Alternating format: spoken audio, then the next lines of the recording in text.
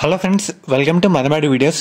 మెయిన్గా మనకి AP inter 2024కి సంబంధించి మనకి ఇంగ్లీష్ నిన్న జరిగిన ఎగ్జామ్లో కొన్ని తప్పులైతే రావడం జరిగింది.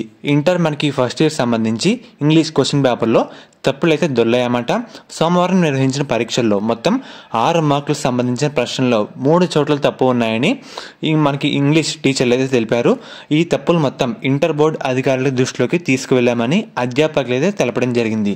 ఇక్కడి వరకు ఓకే. మరి చాలా మంది కామెంట్స్లో కానీ టెలిగ్రామ్లో మెసేజ్లు కానీ అన్ని విధంగా ఇక్కడ 6 మార్కులు అందరికీ యాడ్ అవుతాయా లేదా ఇలా చాలా మంది అడిగారు. సేమ్ ఇదే సిచ్యువేషన్ లాస్ట్ ఇయర్ అయితే జరిగింది. లాస్ట్ ఇయర్ ఏం చేస్తారో ఫస్ట్ మీకు చెప్తాను. సేమ్ ఇలాగే last year second year physics విద్యార్థులకి 2 మార్కులు తప్పులైతే రావడం జరిగింది.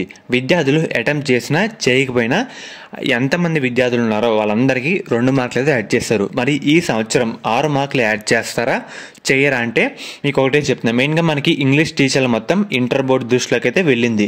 ఇలా 6 మార్కులు తప్పులు ఉన్నాయని వాళ్ళు తీసుకునే డెసిషన్ మీద ఆధారపడైతే ఉంటుంది.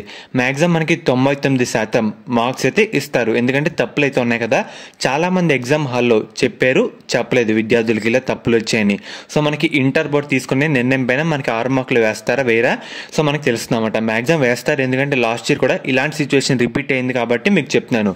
99% మనకైతే వేస్తారు. ఏదైనా మనకి 1 or 2 డేస్లో అఫీషియల్ అనౌన్స్మెంట్ అయితే రావడం జరుగుతుంది. మ్యాక్సిమం మనకి మార్కులు వేయడానికి అవకాశాలు అయితే ఉన్నాయన్నమాట.